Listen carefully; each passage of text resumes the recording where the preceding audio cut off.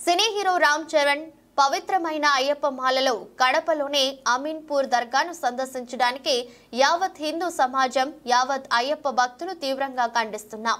మీరు వెంటనే అయ్యప్ప మాల తొలగించి ఆ స్వామి వారిని క్షమాపణ కోరి యావత్ అయ్యప్ప భక్తులకు యావత్ హిందూ సమాజానికి క్షమాపణ చెప్పాలని డిమాండ్ చేస్తున్నారు. రంగారెడ్డి డిస్ట్రిక్ట్ కోర్టు లాయర్లు. స్వామి శరణం స్వామి.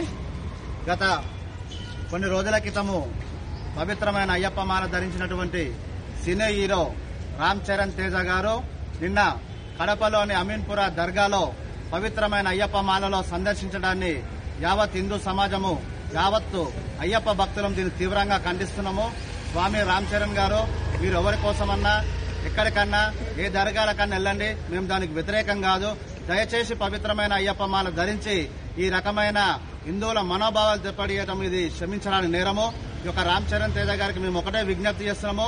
స్వామి, మీరు వెంటనే మీ యొక్క మాలను తీసివేసి ఆ యొక్క అయ్యప్ప స్వామిని దర్శించి నాకు తప్పైంది క్షమించమని కోరుకోవాలని చెప్పి విజ్ఞప్తి చేస్తున్నాము.